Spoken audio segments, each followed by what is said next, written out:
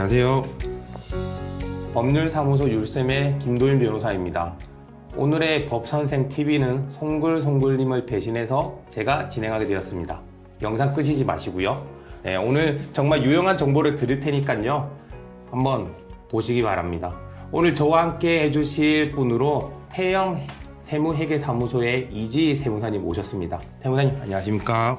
네, 안녕하세요. 이지희 세무사입니다. 네, 세무사님 상속과 관련해서 사건을 많이 하시나요?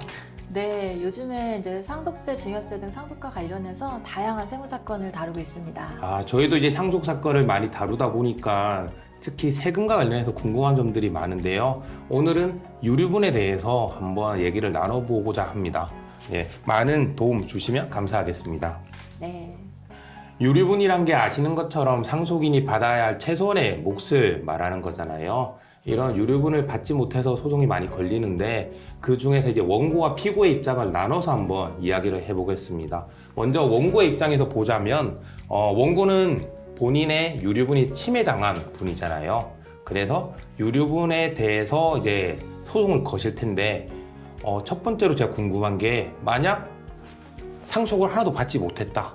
그래서 아무 재산을 받은 게 없다. 그런 경우에도 상속세를 신고해야 하나요? 네, 이제 상속세 및 증여세법에서는 상속재산 중에 각자가 받았거나 받을 재산을 한도로 상속세를 연대하여 납부할 의무가 있기 때문에 상속재산을 전혀 받지 못하고 사전 증여재산도 없다면 상속세를 납부할 금액은 없습니다. 그렇군요. 그러면 이제 소송을 걸어서 만약에 승소를 했다. 제가 유류분을 원고 측이 받았다. 그런 경우에는 그럼 상속세를 내게 되는 거죠? 네, 이제 원고가 상속재산 중에 이제 받았거나 받을 재산이 늘어났기 때문에 상속세로 납부할 의무가 생깁니다. 그러면 상속세는 어떻게 계산을 하는 건가요? 가령 동거주택 상속공제를 받았다. 그런 경우에는 이 동거주택 상속공제를 받은 금액을 기준으로 하는 건가요? 아니면 받기 전의 금액을 기준으로 하는 건가요? 네, 이제 동거 상속공제 요건을 만약에 충족을 했다면 이제 공제를 받고 난 금액을 기준으로 상속세를 내지만 요건이 충족되지 않은 경우에는 동거주택 상속공제가 적용되지 않은 금액으로 이제 상속세를 내게 됩니다.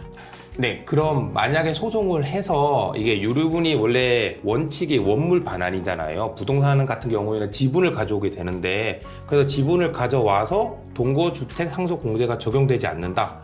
그런 경우에는 그럼 오히려 상속세가 늘어날 수도 있겠네요. 네, 맞습니다. 그런 경우에는 동거주택 상속공제 요건을 충족하지 못한 경우이기 때문에 상속세가 이제 증가되는 문제가 발생됩니다.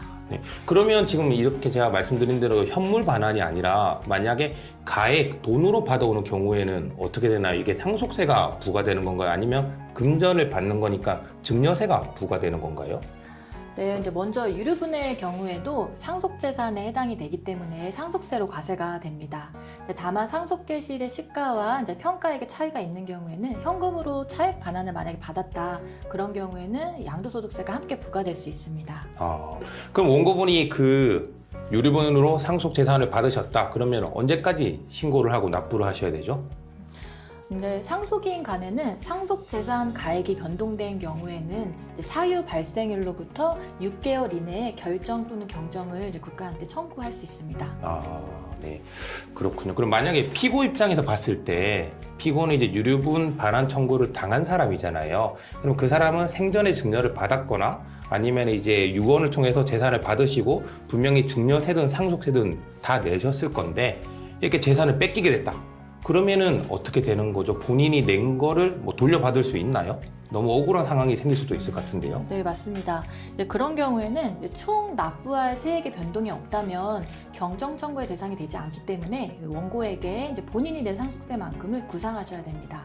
근데 만약에 총 납부할 세액의 변동이 있다면 유류분 반환 청구 소송의 확정 판결이 있은 날로부터 6개월 이내 경정 청구가 가능합니다. 그러니까 변동이 없으면은 이제 직접 구상 청구를 해서 받아야 되는 거고 변동이 있으면은 경정 청구를 해서 그 변화를 시키는 거군요. 네.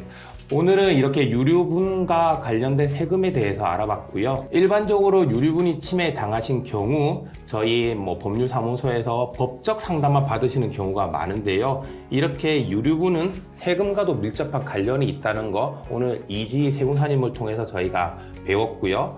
이런 유류분 반환 청구 시 반드시 법적 부분뿐 아니라 세금까지 고려하셔서 해결하시는 것이 추후 문제를 막을 수 있을 것 같습니다. 오늘 함께 해주신 이지희 세무사님께 감사 인사드리고요. 네, 이 영상을 보시는 분들에게 많은 도움이 되시길 바라고요. 법과 세금에 대해서 궁금증이 생기면 법선생 법선생 꼭 찾아주세요. 찾아주세요. 네.